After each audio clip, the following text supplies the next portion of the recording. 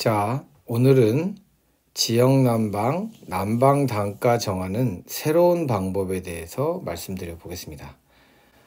최근에 연료금이 상승하고 겨울 한파가 몰려왔고 그 다음에 요즘 관리비 고지서가 날라오는 시기죠. 그러다 보니까 사람들이 지난 12월 난방비 부과된 걸 보고 깜짝 놀라고 있습니다. 난방비가 엄청나게 상승했죠. 그래서 난방비 폭탄, 그 다음에 급탕비가 매우 높게 나오는 걸 발견하고 엄청나게 많은 분들이 도대체 왜 이렇게 지역 난방비가 많이 나올까 궁금하셔서 제 컨텐츠를 많이 검색을 하고 계십니다. 특히 이제 세대 급탕비죠. 급탕비는 온수 사용 비용으로 이해를 많이 하고 계신데 사실은 물 사용량은 수도량으로 가고요. 급탕비의 실제 비용은 연료금입니다. 그러니까 물을 데피는 데 들어간 열량에 대한 비용을 지불하는 거죠. 그래서 난방요금하고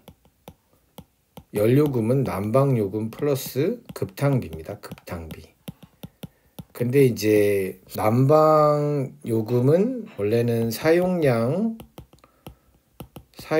곱하기 단가, 이게 이제 난방요금이 이렇게 되는 거고요. 급탕비도 똑같습니다. 급탕비도 급탕 사용량, 온수 사용량이죠. 온수 사용량, 이건 보통 톤으로 되니까 이게 톤에 이제 단가가 있습니다. 2단가는 다른 내용이죠. 그래서 보통 유량계에서 난방은 톤당 1,000원, 그다음 급탕은 톤당 4,000원, 뭐 이런 식으로 비용이 만들어집니다. 근데 이제 그거에 대한 딱히 기준이 없어요. 그래서 온수 단가와 난방 단가를 하나를 정해줘야 나머지가 정해지는 이런 구조로 이제 난방비가 부과되는데, 둘 다 어떻게 정해야 되는지 알려져 있지 않다 보니까 난방 단가를 픽스해버리면 이 온수 단가가 계속 올라가는 이런 모양새가 발생합니다. 인터넷에 보니까 한 10만 원까지 내신 분들이 있는데, 그래서 난방 단가를 정하는 좀 새로운 방법을 좀 제안을 해보려고 하는데, 난방요금 더하기 급탕비가 총 연료금이 되는 겁니다. 연료금. 난방 사용량을 총 A라고 보면 되고, 온수 사용량 요거를 이제 B라고 보면 되죠. 이거를 B라고 보고 이렇게 X라고 두고, 온수 사용량의 단가에 해당하는 걸 Y. 그러면 이게 결국은 AX 더하기 BY는 총 사용 연료금 Q, 이런 식으로 구조가 돼 있습니다. 열 손실비를 여기에 더하기도 합니다. 열 손실비를 C, 이런 식으로 하는데, 이 C는 보통 총액의 한 4%? 총액의 4%니까 0.04Q가 되는 거죠. 이 식을 다시 정리하면 AX 더하기 BY는 이게 저쪽으로 넘어가는 거죠. 그러면 이게 저쪽으로 넘어가니까 0.96Q가 되는 거죠. 대략 4%라고 잡고, 이제 이거를 이제 다르게 하는 경우도 있는데 4%라고 잡고 하면 0.96Q가 되는 거죠. 자, 이게 이제 전국의 시설 과장님 혹은 관리사무소 소장님이 집중해야 되는 식인데요. 전국의 시설 과장님들이 이 식을 좀 집중을 해주시면, 난방 사용량 곱하기 단가, 온수 사용량 곱하기 단가는 0.96Q. 요게 이제 부과돼야 하는 요금인데, X, Y 둘 중에 하나가 결정이 안 되니까, 그래서 이제 제가 제안하는 방식이 좀 하나 있습니다. 어떤 방식이냐? 급탕 열량이 회수가 안 된다.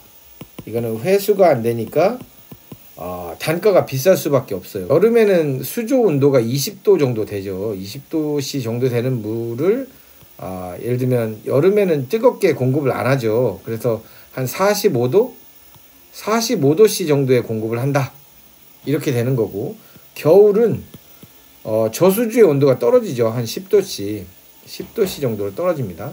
이 10도씨 되는 거를 예를 들면 55도씨 이 정도로 이제 데핀다, 이렇게 볼 수 있습니다.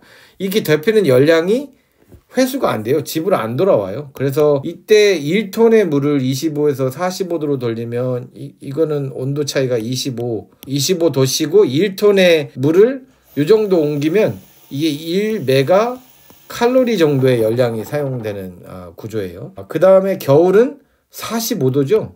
이게 45 메가칼로리. 그래서 이거는 이제 1톤에 해당하는 거예요. 1톤.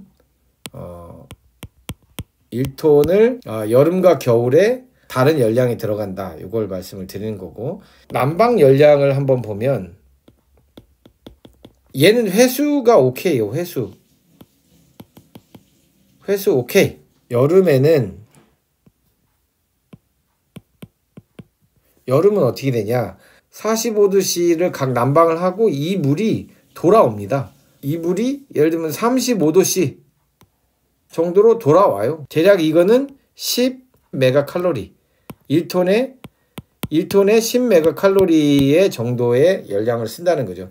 겨울에는 비슷하게 55도씨를 공급을 해서, 이것도 뭐 이제 온도가 좀 떨어지긴 하지만 한 40도씨로 회수를 한다고 한번 해보시죠. 그러면 이거는 15 메가칼로리. 1톤, 똑같이 1톤 쓰고. 그렇죠? 여름에는 같은 1톤에 대해서 1톤의 물에 대해서 난방 곱하기 2.5를 하면 대략 급탕. 근데 이게 이제 겨울에는 똑같은 1톤에 대해서 난방 곱하기 여기 뭐 15에 45니까 3배 급탕 단가에 해당하는 같은 1톤에 대해서 이제 사용하는 열량이 된다는 거죠. 열량을 더 많이 쓰기 때문에 이제 같은 톤에 대해서 이제 돈을 많이 물린다는 거죠. 요게 이제 45도 이렇게 하면은 여기가 얼마가 돼요? 10메가칼로리. 그러면 요게 3이 아니고 요게 4.5배.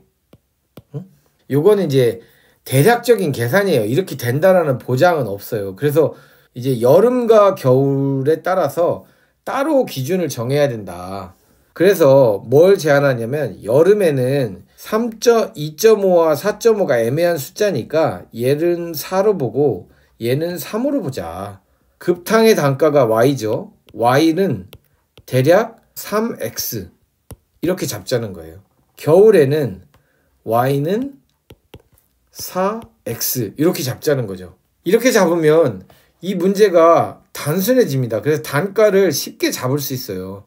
AX 더하기 BY는 0.96Q였으니까 이건 총 열량 요금이니까 AX 더하기 B, Y를 4X니까 이거를 4X 이렇게 곱하면 돼요.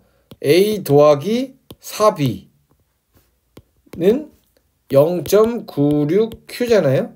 난방 단가가 이렇게 정해집니다. 0.96Q 나누기 A 더하기 4B, Y는 그냥 4X 하면 되고.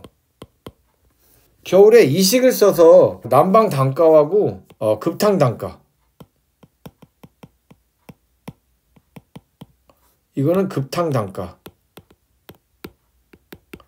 그럼 각 아파트마다 그냥 이 기준으로 하면 난방과 급탕이 합리적으로 그 연료금이 분배가 되는 거죠. 뭐 3배에서 4.5배 사이 왔다 갔다 할 테니까 그거를 대략 4배로 픽스를 하자. 이건 뭐 입주민이 합의를 하면 되는 거니까. 이런 게 다 합의 내용이에요. 합의. 국가가 합의를 해도 되고 입주민끼리 합의를 해도 되거든요. 그래서 여름은 뭐 똑같은 시기입니다. 똑같은 시기니까 여기를 X 대신 3X를 집어넣으면 되죠. 그래서 X는 0.96 Q가 나오고, 그 다음에 A 더하기 3B, 그 다음에 Y는 3X. 이것도 이제 입대위에서